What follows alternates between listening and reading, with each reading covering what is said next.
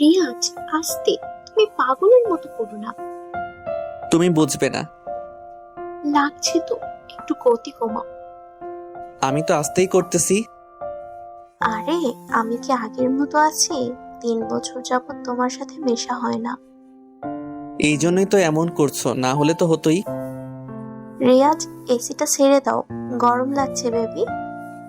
আমার এমনিতেই ঠান্ডা লাগে, এসি বন্ধ থাক। এটা কি বড় হয়ে গেছে আগের থেকে? এটা বড় হয়নি, ওটা ছোট হয়ে গেছে। আর তোমাকে দেখে কে বলবে বলো তুমি এক বাচ্চার মা? আমার শরীরের গঠন ভালো, তাই বোঝা যায় না। আর তুমি আস্তে কথা বলো, স্বামীরা জেগে যাবে। জাগবে না। এবার দ্বিতীয়বারের মতো শুরু করা যাক। তুমি পারো বটে। আহ, লাগছে। ফাঁকা একটা রুমে হাত পা বাঁধা অবস্থায় পড়ে আছে রিয়াজ। রিয়াজের পরনে বিয়ের পাঞ্জাবি আর পায়জামা, মাথায় টোপর। অন্ধকার রুম বললে ভুল হবে, কারণ এটা অন্ধকার রুম বলে ভুল হবে কারণ এটা অন্ধকার কোনো রুম না, এটা আসলে একটা হোটেলের রুম, যেখানে রিয়াজকে বেঁধে রাখা হয়েছে। রিয়াজের মুখে কাপড় দেওয়া। রিয়াজ করছে, কিন্তু কিছু বলতে পারছে না। আর এইদিকে রুমেও কেউ নেই। রিয়াজের প্রচন্ড জোরে হিসু চাপ দিয়েছে, কিন্তু বাধা থাকা অবস্থার জন্য কিছু করতে পারছে না। এইদিকে হিসুর চাপে রিয়াজ এইদিকে ওইদিকে মোচড়া মুচড়ি করছে। রিয়াজ প্যান্টেই হিসু করে দিবে এমন একটা অবস্থা। প্যান্ট বলতে পায়জামা বোঝানো হয়েছে। তখনই রুমে দরজা খুলে কেউ প্রবেশ করলো। দরজাটা খুলেই রিক্তা আর কয়েকজন লোক প্রবেশ করলো।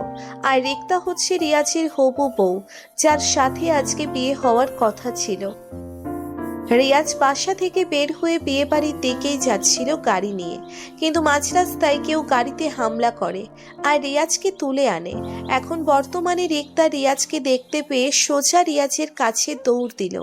রিয়াজের বাঁধন খুলে দিতেই রিয়াজ দৌড়ে ওয়াশরুমে চলে গেল। এই রিয়াজ, কি হলো? আপনি বাথরুমে গেলেন কেন? কোনো সমস্যা? ভেতরে রিয়াজ যেন স্বর্গে আছে এতক্ষণের প্রেশার রিলিজ করতে পেরে। কি হলো? কথা বলছেন না কেন? আরে বাবা, একটু হিসু করতে দিবে না নাকি?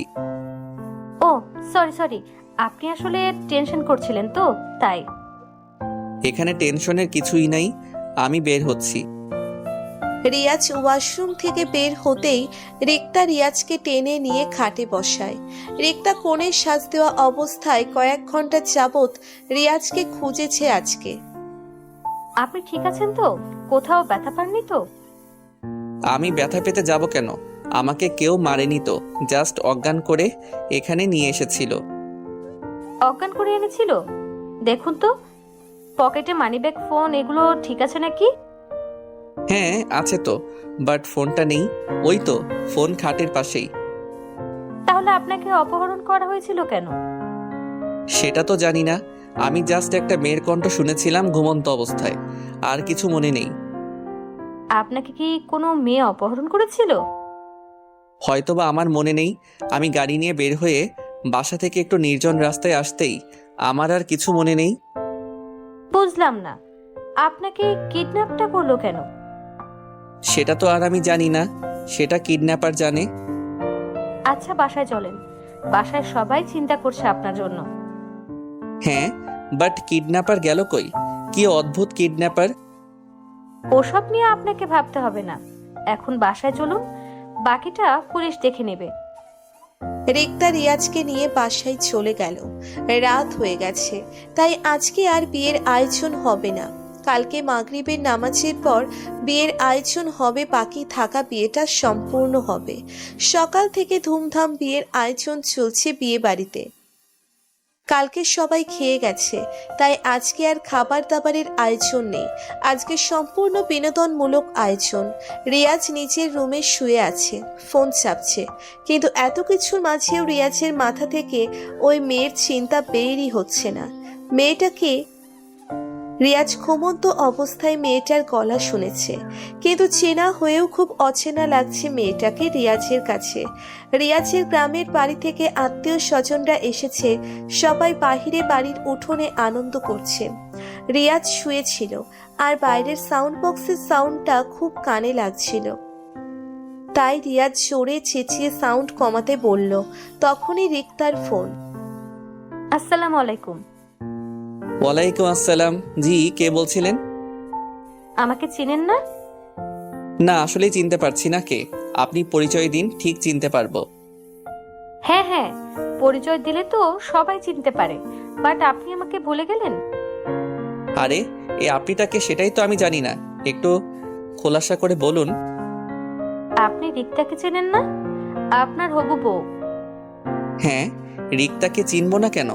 রিক্তা আমার হবু বউ। বাট আপনি কে? আর রিক্তাকেই বা চিনলেন কি করে? কারণ আমিই রিক্তা। আরে রিক্তা, তুমি আগে বললেই পারতে। আমি সত্যি চিনতে পারিনি। সরি। ব্যাটা মানুষ, ব্যাটা মানুষ। আজকে বিয়ে সন্ধ্যাবেলায়, আর আপনি নিজের বউকে চিনেন না? বাহ, কি চমৎকার! যে শুনবে সেই হাতে তালি দিবে। আরে, খেপে যাচ্ছ কেন? নাম্বারটা চিনতে পারিনি, আর বাইরে গান বাজনার শব্দ। সত্যি চিনতে পারিনি ভয়েসটা। হয়েছে, আর আমাকে পাম দিতে হবে না। আপনাকে আমার চেনা হয়েছে। আরে শোনো, ধ্যাত, কলটা কেটে দিল। আর এইদিকে গান শুনিয়ে সবাইকে মেরে ফেলবে ওরা। এই তোরা গানের ভলিউমটা কমা রে ভাই, কানে কপাটিতে কিছু যাচ্ছে না। রিয়াজ এগুলো বলে ঘুম দিল একটা। ঘুম থেকে উঠেই দেখলো বিকেল হয়ে গেছে। তাড়াতাড়ি গোসল সেরে রেডি হয়ে নিল। বিয়ের প্যান্ডেলে নিয়ে গেল বন্ধুরা। কনেদের বাড়িতে রিয়াজ মুখে রুমাল দিয়ে বসে আছে।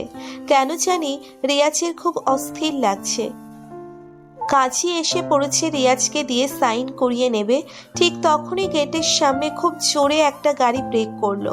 সাউন্ডের সবার লক্ষ্যটা ওই দিকেই গেল, কারণ গেট থেকে বসার জায়গাটা বেশি দূরে না, পাশেই বলা চলে।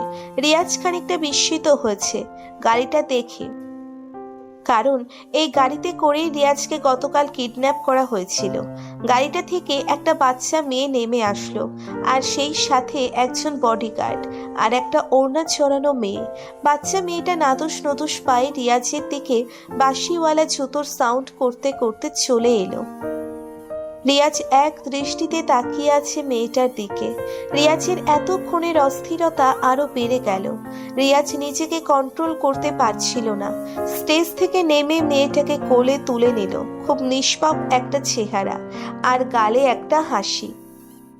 কিন্তু হাসিটা রিয়াজের কোলে এসে গায়েব হয়ে গেল। বাচ্চা মেয়েটা গম্ভীর মুখ করে আছে। কি হলো? তোমার মামনি কেউ বকেছে তোমায়?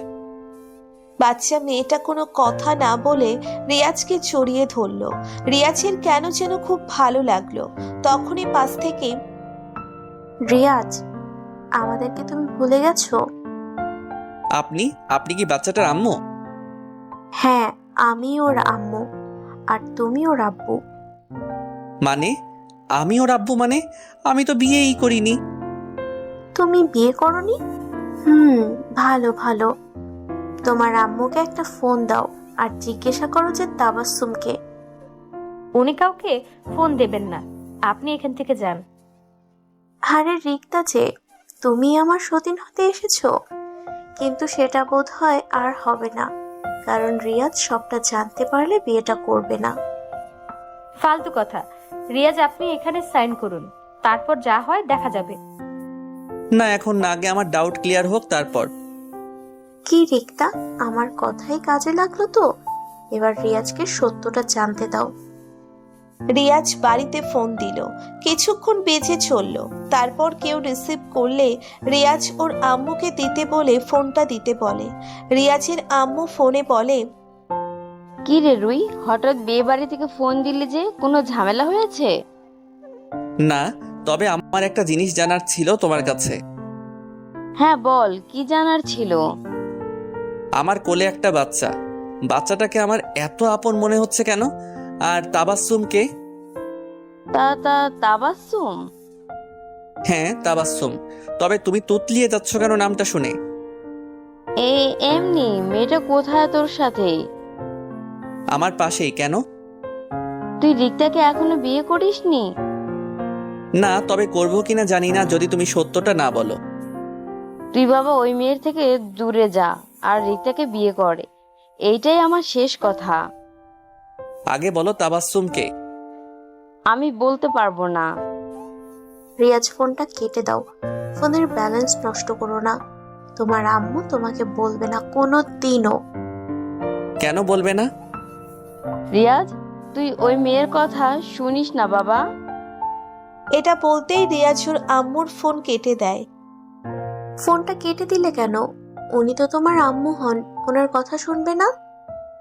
আমার আম্মুর কণ্ঠে আজ কেমন যেন কথা বলছে। আমি তোমার মুখ থেকে শুনতে চাই, আর এই বাচ্চাটা আমার, তাই না? হ্যাঁ, বাচ্চাটা তোমার, কিন্তু কিভাবে বুঝলে?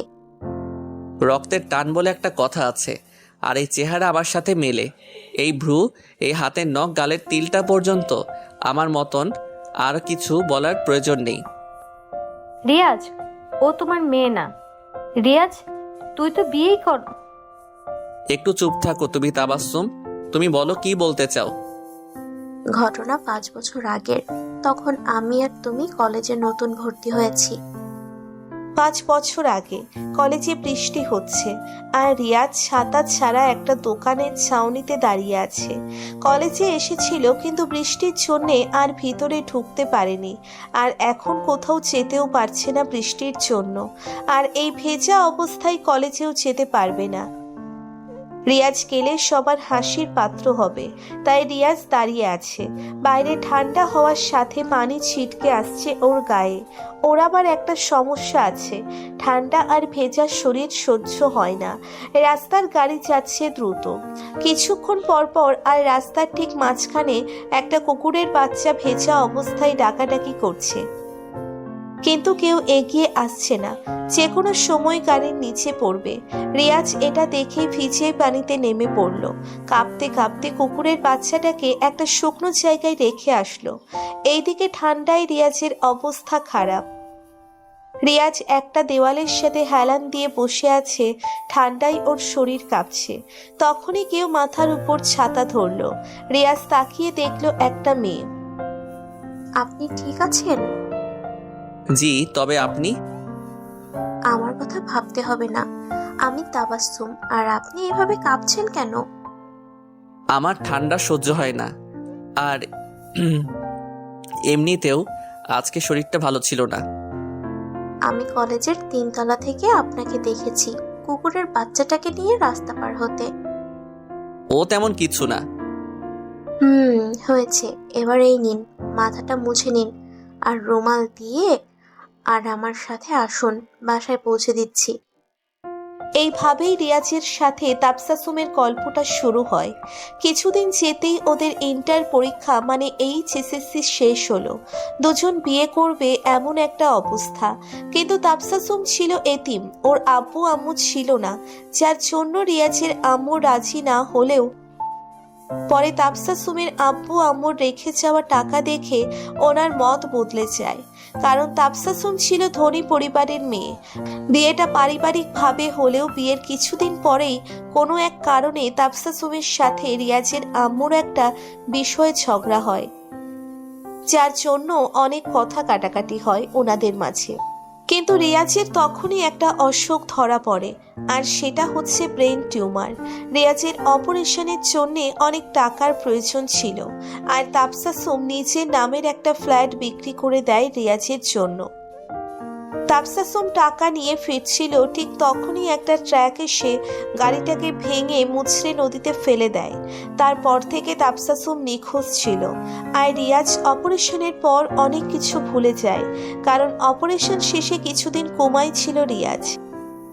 কিন্তু রিয়াজ এটা জানতো না যে তাবসাসুম তখন প্রেগনেন্ট ছিল। বর্তমানে এর মানে তুমি আমার ওয়াইফ তাবাসসুম, আর ও আমার মেয়ে সামিরা? বিশ্বাস না হলে ডিএনএ টেস্ট করে দেখতে পারো। ডিএনএ টেস্ট করতে হবে না, আমি আমার মেয়েকে দেখেই চিনেছি। আর আমারও সবসময় মনে হতো কে যেন নেই আমার জীবনে। আম্মুকেও বলেছি, বাট আম্মু বলেনি আমি বিবাহিত। বলেনি কেন জানো না? তোমার মুখ থেকে শুনতে চাই, বলো। অ্যাক্সিডেন্টটা করিয়েছিল রিক্তা, আর রিক্তা কিন্তু তোমার আত্মীয় হয়। ও তোমার কেমন যেন দুঃসম্পর্কের বোন, তুমি হয়তো জানো না। কি সব ফালতু কথা? আমি তোমার অ্যাক্সিডেন্ট করতে যাব কেন?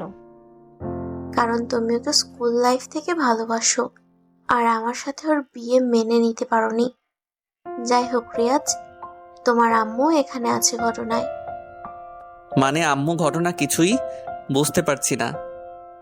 উনি জানতেন রিক্তা অ্যাক্সিডেন্ট করিয়েছিল, আর এটাও জানতেন আমি বেঁচে আছি। আমি কয়েক মাস আগে ওনার সাথে দেখা করি। উনি আমাকে ফেলার হুমকি দেন। তোমার কাছে প্রমাণ আছে? জানতাম তুমি প্রমাণ চাইবে, এজন্যই আমি প্রমাণ নিয়ে এসেছি। এটা বলেই তাবসাসুম একটা ভিডিও ক্লিপ প্লে করলো, যেখানে রিয়াজের আম্মু তাবসাসুমকে ফেলার হুমকি দিচ্ছে। তাবাসসুম, সরি, আমার জন্য তোমাদের এত কিছু ফেস করতে হয়েছে। আর রিক্তা, তোমাকে কি বলবো ভাষা খুঁজে পাচ্ছি না। রিয়াজ, বিশ্বাস করো, আমি ওইভাবে কিছু করতে চাইনি। আমি জাস্ট একটু ভয় দেখাতে চেয়েছিলাম, কিন্তু গাড়িটা ব্রেক ফেল।